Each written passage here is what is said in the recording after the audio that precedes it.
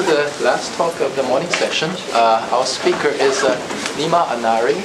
He's from Stanford and also, I think, currently at Simons.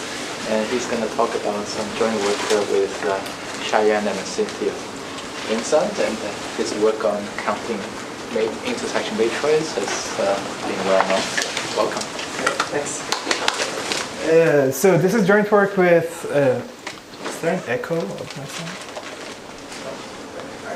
So this is a joint work with Cheyenne and Cynthia, and most of the talk is going to be about a matroid, a framework to count bases of matroids and common bases of two matroids. So the high-level picture of what we are going to do is to study matroids with their shadows. Okay. So I don't know if you've seen these puzzles before, but I used to do this back when I was an undergrad a lot. You're given shadows of an object and you're asked to guess what the object is. So of course the shadows don't always have enough information for you to reconstruct the entire thing, but you can gain a lot of information from the shadows. So for example, if you have a shape like this and you want to compute its volume, what you can do is you can project it onto the coordinate axes and you get one-dimensional shadows like this. And based on just these two shadows, you can just put a bounding box around your shape, and the volume of this bounding box bounds the volume of the shape. So the volume of the bounding box basically gives you an upper bound on the volume of the shape. Okay? So you can do this no matter what, you'll get an upper bound. And you can do this much more generally and in a much more sophisticated way using these things called Braskamp-Lieb inequalities. And there are many other inequalities of the same flavor, such as entropy subadditivity and Shearer's lemma and so on. So this talk is about one of these inequalities that has this flavor. Okay, so entropy subadditivity. And the question is, you always get an upper bound by studying the shadows. When is this upper bound close to actually the thing that you want to study? Okay? So in this example, the volume we are approximating the volume of our shape by is off by a factor of 2. Okay?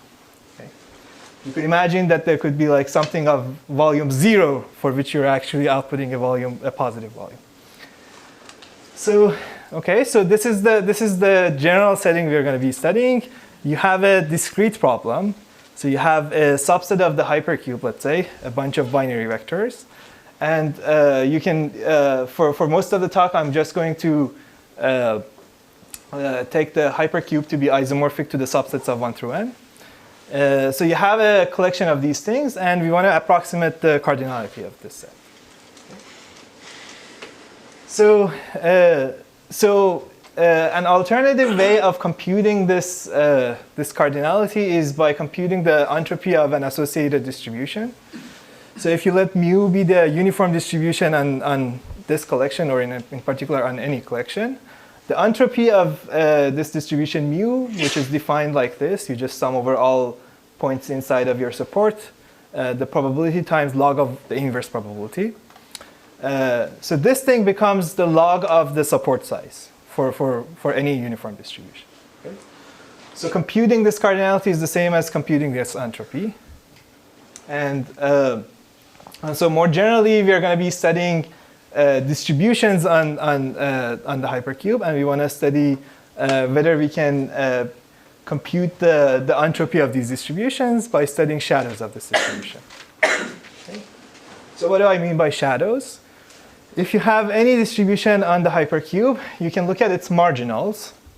So basically, look at the components of a vector-valued random variable that's distributed according to mu. Each of the components is just a 0-1 random variable, a Bernoulli random variable.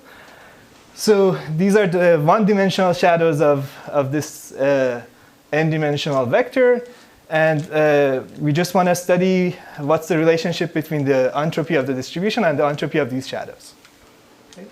These shadows are presumably much simpler to deal with because they're just Bernoulli random variables. So that's the motivation.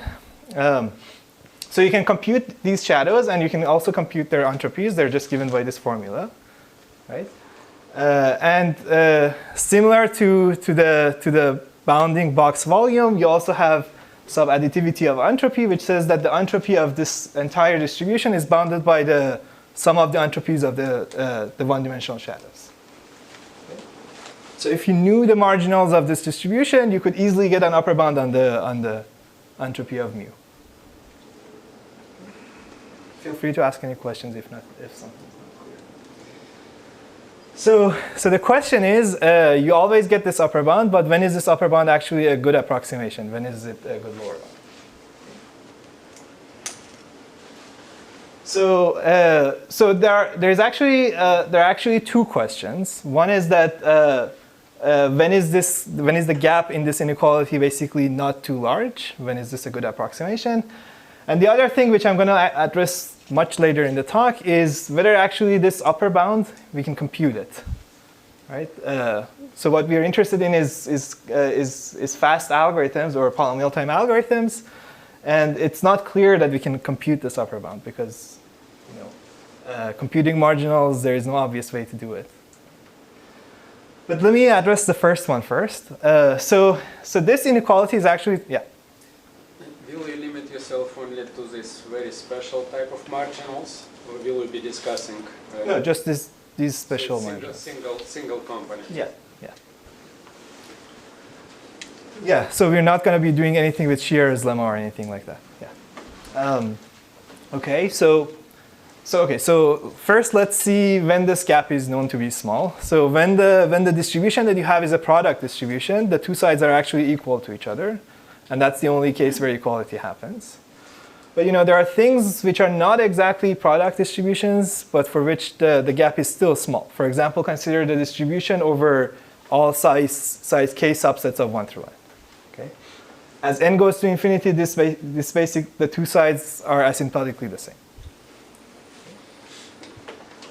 So there are some cases where the two sides are very, very far apart. So this is maybe a canonical example. You have a distribution supported on just two vectors. One of these vectors is 1 on the first half of the coordinates, 0 on the second half. The other one is 0 on the first half of coordinates, 1 on the rest, right? So for this distribution, the marginals are as if this was a truly uniformly random distribution on the entire hypercube, right? From the marginals, you can't distinguish this from the product distribution.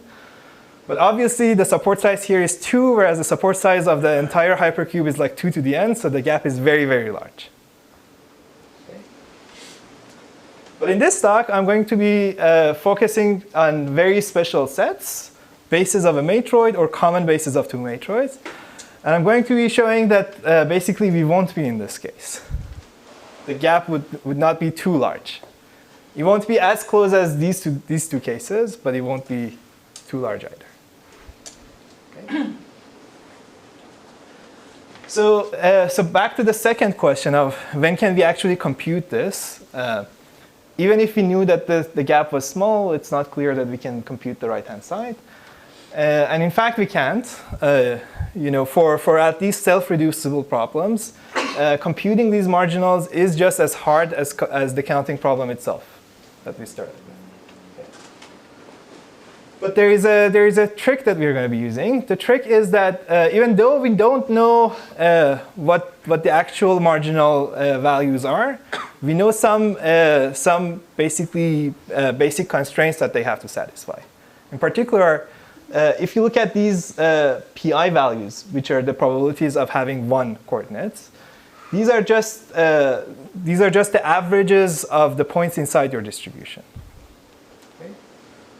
So these are just an average of the support of your distribution, and in particular, they lie inside the convex hull of the distribution, the convex hull of the support of the distribution. Okay? So if you only care about an upper bound, you could take a more pessimistic upper bound and just over this feasible region, which you might have more access to, try to see what's the worst possible thing that you can get on the right-hand side. Okay? The maximum of the sum of the margins.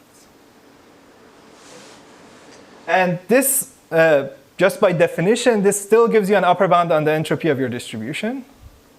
And now this thing might be more easily computable. Okay? At least in the case of matroids, I'll show you why this is computable. Okay? And what we are going to be showing is that even though we are taking a more pessimistic upper bound, the gap is still not too large. So the only good thing about taking this this worst case upper bound is that it only requires computation over, or it only requires us to be able to optimize over the convex hull, and for matroids we know how to do that. So this is the entire framework for whatever subset of 0, 1 to the n. We're just going to try to maximize the sum of the marginal entropies subject to these PIs being inside the convex hull. All right. So let me now switch to matroids and tell you a little bit about what they are. So matroids are basically an abstraction of the notion of linear independence, and this is basically the most useful example that you should think of when you think of matroids. So imagine that you have a bunch of vectors, and the subsets, so these are n vectors, and the subsets that you're looking at out of these n objects are the subsets that are linearly independent. Okay? So for example, these 3 vectors out of these 6 are linearly independent. You can list all independent sets of size 3. These are all of them. You can list independent sets of size 2. These are all of them, and so on. Right? And these independent sets always satisfy certain axioms, which when you abstract out gives you the definition of matroids. So a matroid is basically a collection of subsets of 1 through n, which satisfies exactly 2 axioms. One is downward closure.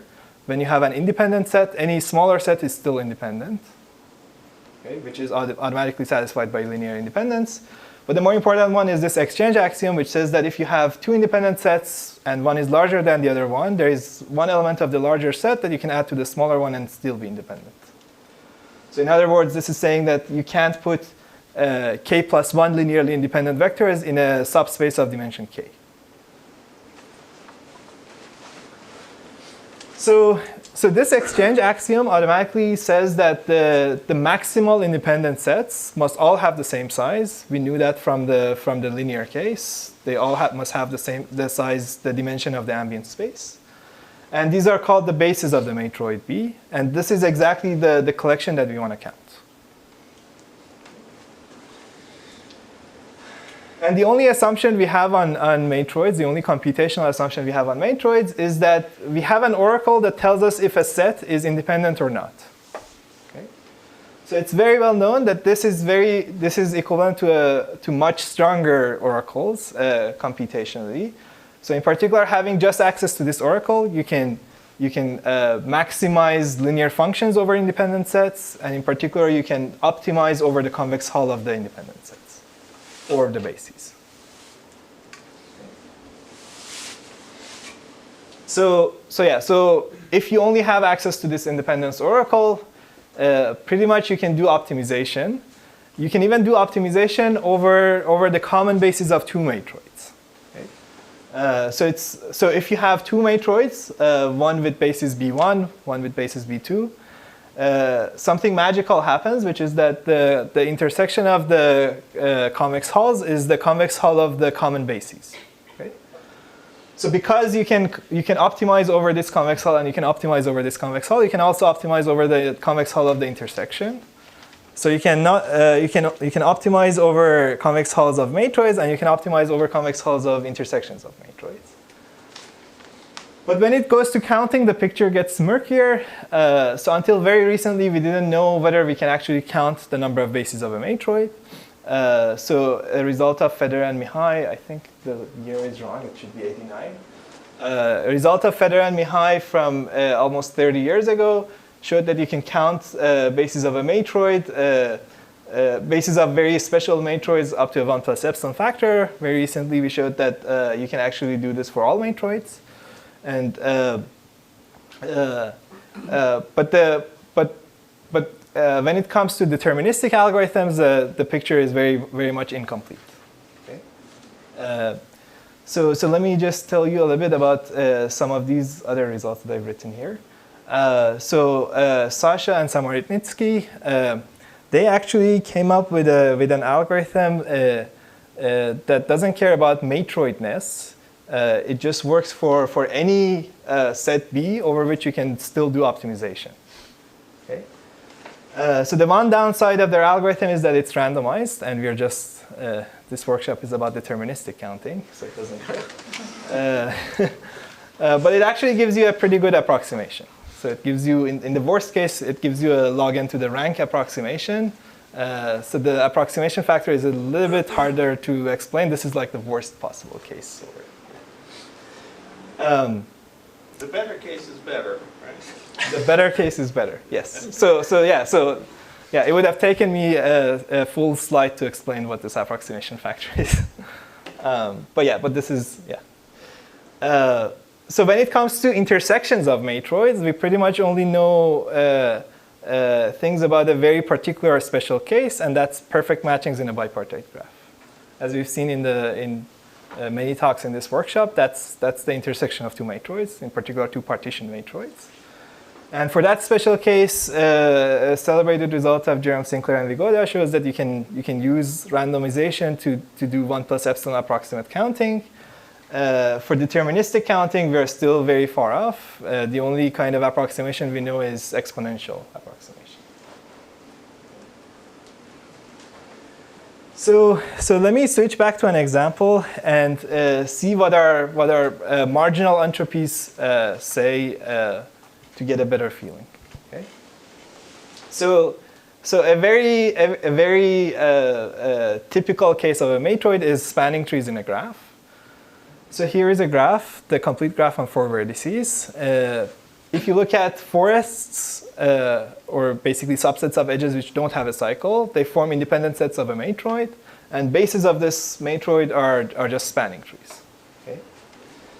So this graph has 16 spanning trees, and I've drawn all of them here. Okay? The shadows of this matroid that we're going to be looking at are just, for a particular edge, what's the probability of this edge being inside a randomly chosen spanning tree? Okay. So for this particular edge, there are exactly 8 spanning trees that contain it.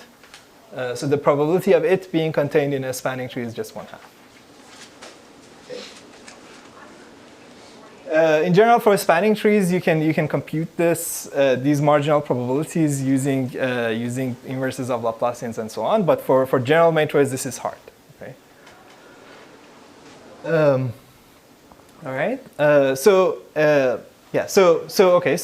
let's do a calculation. So if you know that each edge has a probability of 1/2 of being in a randomly chosen spanning tree, then the marginal entropy of each edge is exactly one bit of information. And you have 6 edges, so the total upper bound you get on the entropy of the randomly chosen spanning trees would be 6 bits. Okay? Or in other words, you would get an upper bound of 64, 2 to the 6, on the number of spanning trees. Okay? So it's not particularly tight, but it's not also very far off. Okay? Depending on how you view being far off. So this is what we can show, that the upper bound we had before, which was the numerator on the right-hand side, is actually a lower bound if you divide it by a factor of 2. Okay. So in the previous case, we had 6 bits of information. If you divide that by 2, you get 3 bits of information. And so that gives you a lower bound of 8 on the number of spanning trees. So for this particular case, you get that the number of spanning trees must be between 8 and 64. And in particular, this 8 can also be tight. You can easily construct a graph where something like this. This graph still has 6 edges.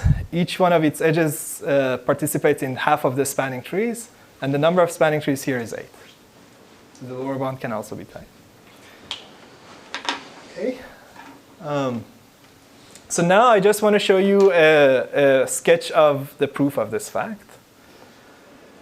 So what we want to show is that twice the entropy of the spanning tree distribution is at least the sum of the entropies of the marginals. Right? The marginals are just Bernoulli random variables, so I've just written down what their entropies look like, and you can just split this into 2 sums. the p log 1 over p and 1 minus p log 1 over 1 minus p. Okay? So it's enough to show that basically the entropy of the distribution is at least each summand individually. Okay? And that's what we're going to show. So here is where the connection to this to this program comes in. We're going to do that based on properties of the generating polynomial of this distribution, or in particular the generating polynomial of spanning trees. Okay. So for any subset of 0, 1 to the n, you can define a polynomial where you basically have, this should be n, sorry. You have n variables corresponding to your n elements, and for each subset, you just multiply the variables in that subset, and you sum this over all subsets in your collection. Okay. So this is a multi-affine polynomial that you get.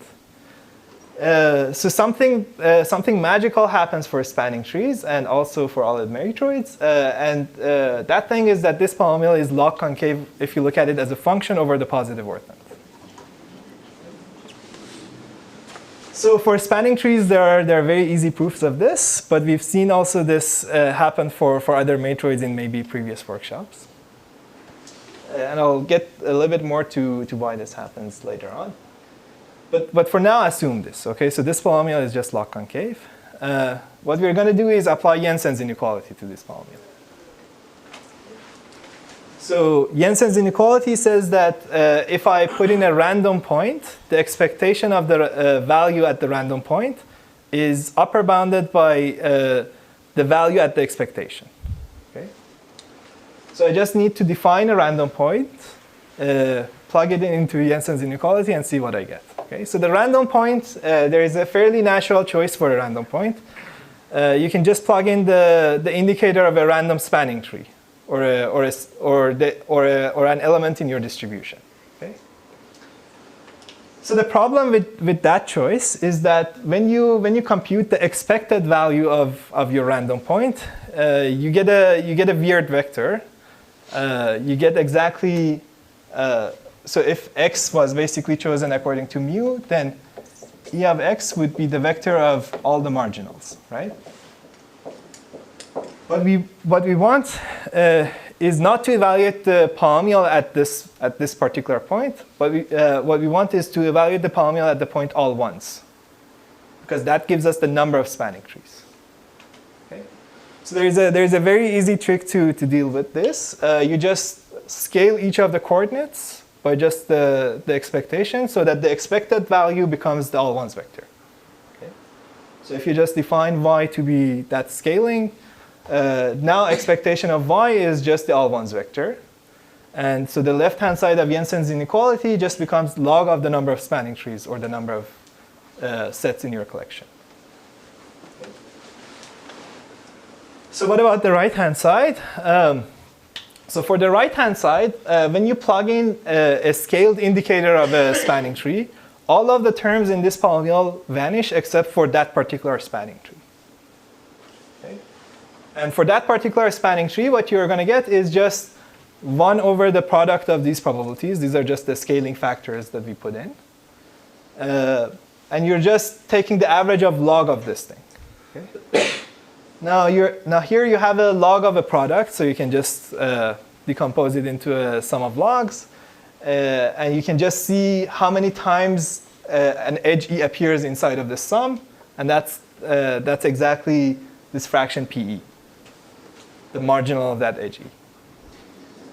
So yeah, so on the right-hand side, you get exactly what we wanted, the left-hand side, or the first summand here. Okay. So we just got that the log of the number of spanning trees is at least this much. If you look at the complements of spanning trees, and you repeat the same proof, what you're going to get is that the entropy of the complement of spanning trees is exactly bigger than the right-hand side. But you know, when you complement spanning trees, the entropy of the distribution doesn't change, right? You're just looking at the same number of collections, the same number of sets in your collection.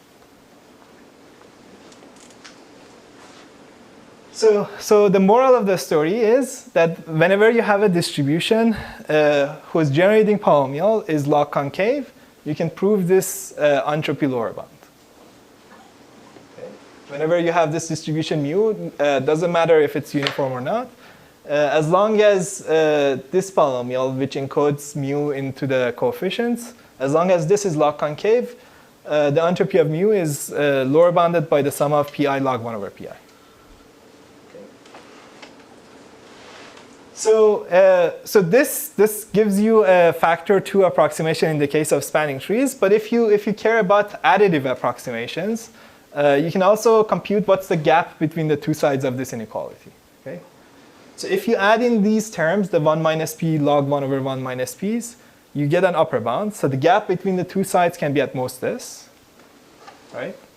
And just term by term, this is smaller than each one of these is just smaller than pi. And so you get that the additive gap between the two sides of this inequality is at most the sum of the pi's. And for matroids, sum of the pi's is a known quantity. It's just the cardinality of the sets that you're looking at. Right? Each pi is just the probability that that element I is inside a randomly chosen set. So the sum of them would be the expected size of a randomly chosen set. And for matroids, this is exactly the rank or the cardinality of the basis of the matroid. So this gives you basically that from marginals, you can compute a 2 to the rank approximation to the number of bases.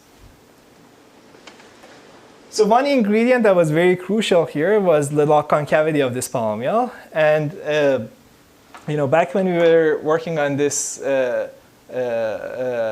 inequality, we didn't have a very good handle on this. So we had to look at like sources of generating basically log concave polynomials. So one of the well-known sources are determinants and in general real stable polynomials. Whenever you have a bunch of PSD matrices, if you scale each one by a variable zi and you sum them up and you take the determinant, you get a log concave polynomial. More generally, whenever you have a real stable polynomial, which is the case for determinants, you get log concavity. And spanning trees, you can easily handle by determinants. Spanning tree polynomials can be written as a determinant of this form. So another special log concave polynomial are volume polynomials. So when you have a bunch of convex sets, if you scale each one of them by a factor zi, and if you take their Minkowski sum and take the volume at the end, this also becomes log concave. So log concavity of this is known as the Brun-Minkowski inequality. But not all matroids can be captured in these two ways. And we looked around and we found out that there are these inequalities in Hodge theory called Hodge-Riemann relations. And they also always give you log concave polynomials. So using basically a very recently developed theory by Adiprosito and Katz, who basically proved these Hodge-Riemann relations for matroids, we managed to show that for all matroids, this polynomial is log concave. Okay? So in previous workshops, we have actually seen more direct proofs of this. And I'm not going to repeat those. But now we have a good handle of we actually have basically a complete machinery to check whether a given polynomial is log concave or not. And this machinery in maybe half a page of math gives you log concavity of these polynomials. So all right. So far what I've said is that if you have the marginals of a distribution or the uniform distribution on matroids, you can count the number of the bases, okay, up to certain approximations. But back to the computational problem, we can't actually compute the marginal probabilities very easily. In fact, matroids are self-reducible, so computing marginals is just as hard as counting. But we're just going to do what I said earlier, which is to take a pessimistic bound. Okay. So just reiterating, we are just looking at the convex hull of all of the bases, or the indicators of bases. We know that the vector of PIs is going to be some point inside here. It's the average of all of the vertices exactly. And instead of finding this average exactly, we're just going to see what's the worst case of this sum of marginal entropies over this entire polytope. Yeah. I have a question about this relaxation over here. So is this, can I think of it as taking the max over all possible shear covers? So if you don't look at the basically one-dimensional marginals, if you look at like marginals on like higher subsets, the polytope that you get, you can't optimize over it. It's actually hard to optimize over it for certain matroids. So for matroids, at least I don't know how to go beyond one-dimensional marginals. Presumably, if you have a problem where you can look at maybe pairwise marginals as a vector and like the feasibility region is, you can optimize over that. Maybe that gives you a better approximation. But for matroids, that's, at least in the full generality, it's not possible. And yeah, so we only need a separation oracle, and for matroids we have a separation oracle over this polytope, so we can compute this quantity. The objective is just a concave function. We can separate this polytope. Everything is fine. But why is this more pessimistic bound still good? Well, the upper bound is still automatic for whatever set B the upper bound still holds. But I want to show you that even this more pessimistic bound, when your polynomial is log concave, is still the same. It still gives you all of the same approximations I proved for the true marginals. So the main insight is that there is going to be a p maximizing this objective. Okay, it's not the vector of true marginals, but there is actually going to be, so because this p is inside the convex hull, there is going to be some distribution on the set of bases that gives you exactly these marginals. It's not the uniform distribution, but some distribution. Okay, so let's say that's the distribution nu, and you can even put more structure on nu. If among all distributions nu which have marginals p, you look at the one that has the maximum possible entropy, it's going to be of this form, where the probability of a particular base b is going to be the product of a bunch of lambda i's, where lambdas are just a vector. Sorry, I've confused all of the m's with n's. So m's and n's are all the same. So the probability of a base is just the product of the lambda i's, and these are just some numbers that come out of the dual of max entropy optimization. Now, for this distribution nu, we can also compute its generating polynomial. It's related to the generating polynomial of the uniform distribution, or the distribution mu that we started with. If you just scale each one of the variables z by the particular lambda I, you're going to get exactly the generating polynomial for nu, up to some scaling.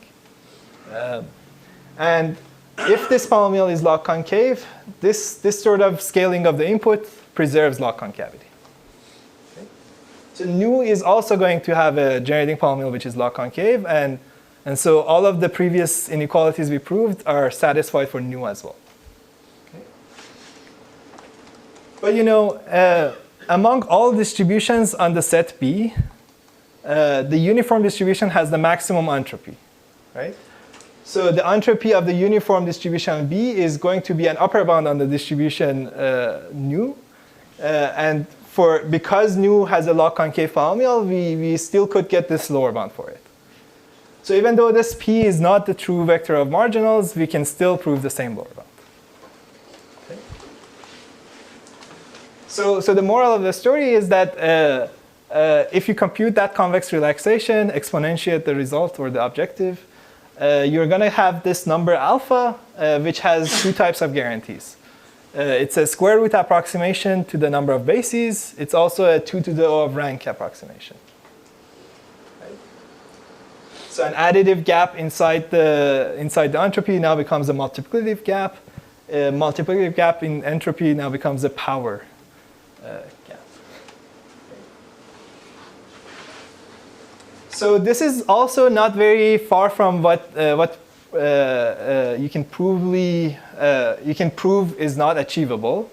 So almost 20 years ago, Azar, Broder, and Fries showed that if you're considering deterministic algorithms in the model where you only have access to your matroid through an oracle, you can't actually get any algorithm better than this in polynomial time. Okay. So up to this log squared n, which appears in the exponent, this is almost tight. And this is unconditional, right? This is unconditional. Doesn't have to do anything with B and P. Yeah. So this is basically an information theoretic lower bound. It just uses the fact that there are just too many matroids on a set of n elements. So if you query only polynomially many points, there is still like a lot of room for you to change the matroid and screw the algorithm basically. So very surprisingly, the same algorithm, the same convex relaxation works for the intersection of two matroids as well. We don't get this type of a guarantee, but we get this type of a guarantee. Okay.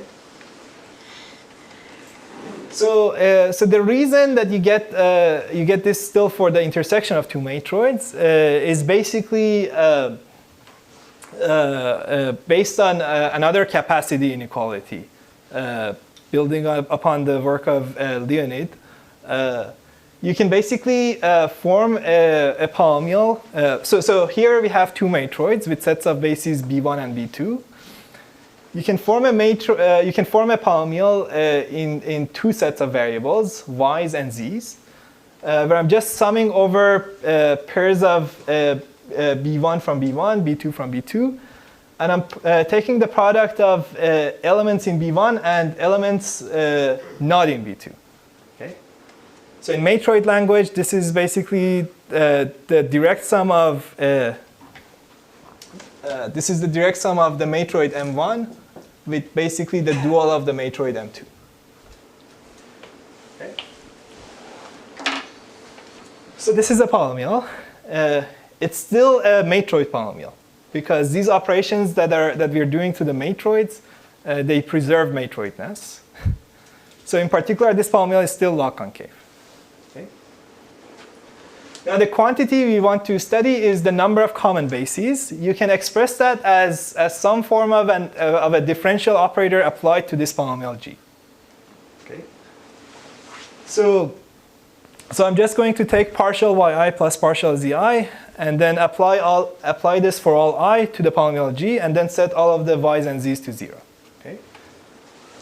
So the reason that you get the number of common bases is that when you want to evaluate this expression, from each one of these parentheses, you have to choose either partial yi or partial zi, right? The choice of partial yi is basically signifying that you're taking the element I to be in the common bases. And the choice of partial zi is basically signifying that you're not taking that element to be in the common bases. Okay? And for whatever choices you make over these n parentheses, you only get a non-zero term if that choice is compatible with a base from both matroids. Okay. So when you expand this out, you exactly get the number of common bases. And these operations that we are doing to this polynomial, they're also very much compatible with log concavity. We can show that basically not only is this polynomial log concave, but after you apply a bunch of directional derivatives in positive directions, then you still have log concavity. And this we first proved it using exactly the same Hodge theory proven for matroids. So basically everything is ready for you to apply Gurwitz's method and get a capacity inequality. And this is exactly what we did. For any log concave polynomial, after you apply a bunch of partial derivatives like that and you set the variables to 0, you can compare what you get to basically the result of an optimization problem, which is a capacity-like inequality, capacity-like quantity. Okay? So the extra terms that you get here, so these things also, the pi to the pi's, they also appear in the original capacity inequalities. These extra things coming from log concavity. So, so the method to prove such a thing is basically the same as the original capacity inequalities. Everything basically tensorizes. You can just prove this using induction on M or N, and everything reduces to basically bivariate polynomials. So you only have to check this for a polynomial g of y and z.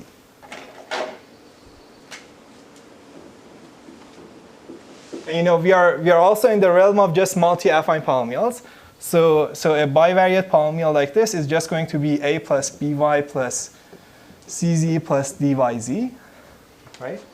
And the only thing that you need to use about log concavity is that for these coefficients, this inequality is satisfied. AD is basically at most twice BC.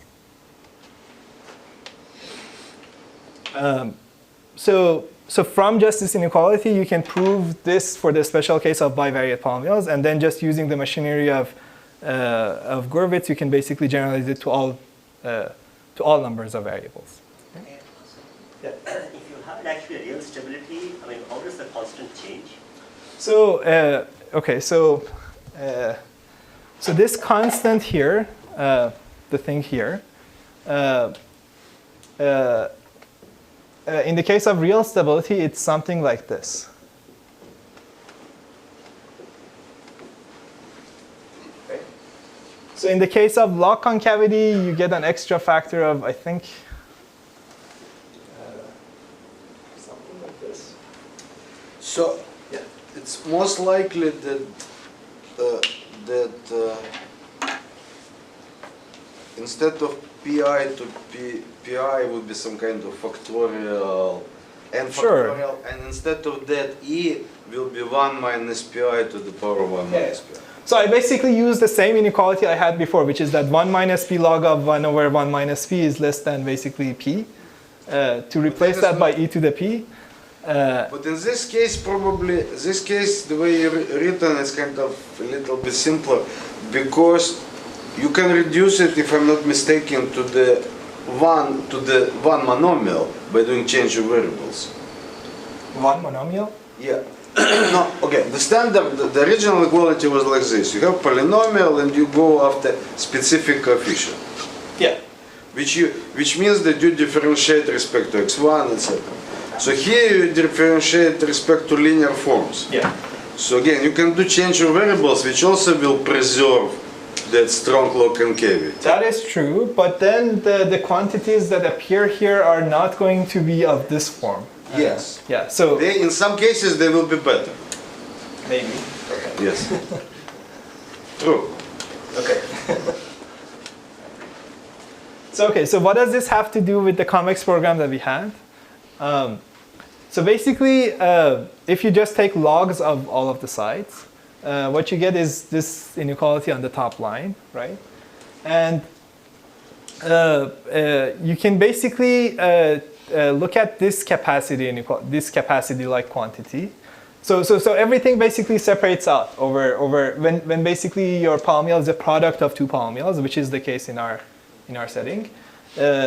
This capacity basically separates out. You can form it as some quantity about the matroid M1 and some quantity about the matroid M2.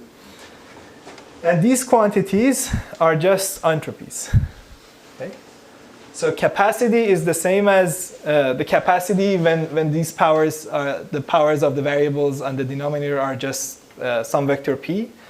This is the same as the entropy of the max entropy distribution with those marginals p.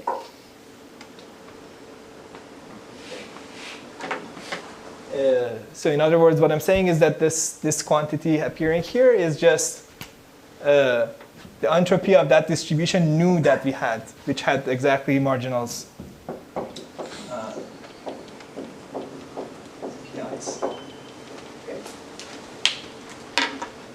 So we can basically replace this quantity here by the sum of the marginal entropies of PIs, right? Which is what I've done here, and we can replace the quantity here again by the sum of the marginals of PIs. And one set of these PIs is going to basically cancel out this one. the p to the p's that appear in the capacity inequality. And so you still get basically that the entire thing is lower bounded by the sum of pi log 1 over pi's up to an additional additive term of order of rank.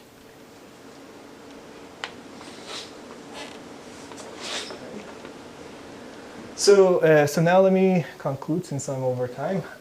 So I just showed you a very simple algorithm to get a deterministic approximation to the number of bases of a matroid and common bases of two matroids. So one of the maybe useful things about this sort of an approximation is that you can actually boost it to get a 1 plus epsilon approximation. So this is due to very classical results due to Jerem and Sinclair. Whenever you have an approximation, you can pay that approximation factor in the running time, and up to using randomization, you get a 1 plus epsilon factor approximation. And I think this is currently the best thing we know for matroid intersections. So you get an algorithm whose running time is 2 to the O rank, which is better than n to the O rank. And you can apply this framework of optimizing the sum of the marginal entropies to other problems as well. Whenever you have a polytope you can optimize over, you can just compute this quantity. In particular, the polytope of all perfect matchings in a non-bipartite graph is an important special case. And maybe this approximation is tight in the same sense as matroids, that it gives you a 2 to the n approximation to the number of perfect matchings in a non-bipartite graph. Thank you.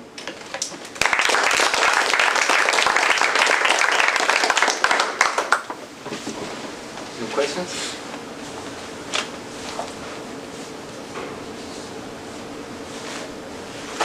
I'll throw in another wild one. So subadditivity is very useful. Have you thought about strong subadditivity? What do you mean by strong subadditivity? Submodularity or? Oh, strong subadditivity says that if you, instead of taking the product of two spaces and saying that the entropy of that is smaller than the sum of the entropies, take three. Okay. And you can look at the entropy of the whole thing and the entropy of one of them. And that sum of those two entropies, the entropy of the whole thing and the entropy of one of them, anyone you like, is smaller than the entropy. Yeah, submodularity, right? Huh? Is that what that's called? Okay. Yeah. And is that useful for anything? So submodularity of entropy is very useful for things like Shearer's lemma, for example. But the only thing we have a handle on are just one-dimensional entropies, right?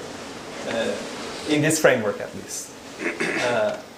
So we can't, because we can't get our hands on basically pairwise marginals or any higher order marginals. I currently don't think that would help in any way with this framework. If there is a problem where we have basically, where we can look at the polytope of pairwise marginals or maybe three-wise marginals or anything like that, then submodularity would help you to get an upper bound in terms of those marginals.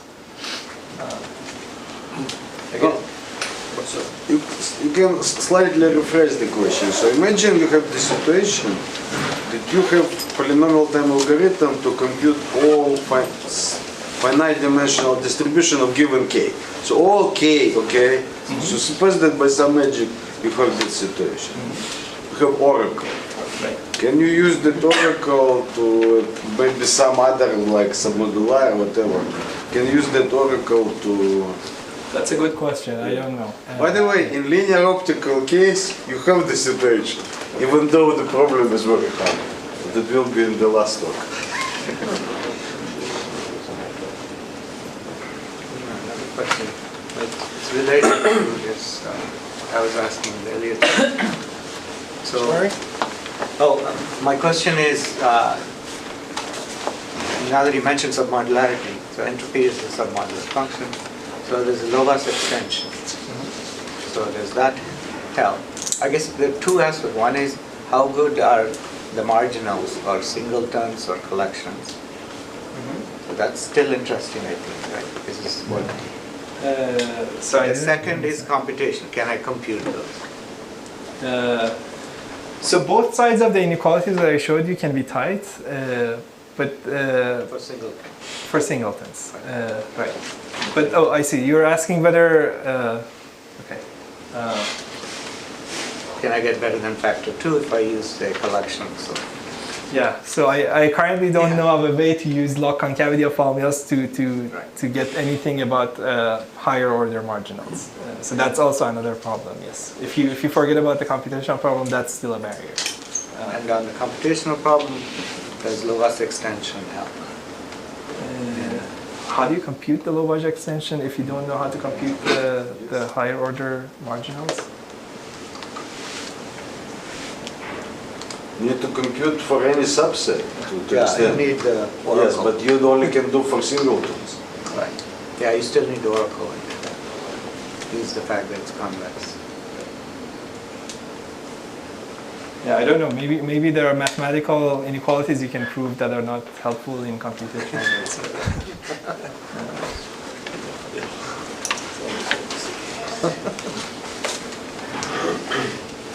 Okay, thank the speaker.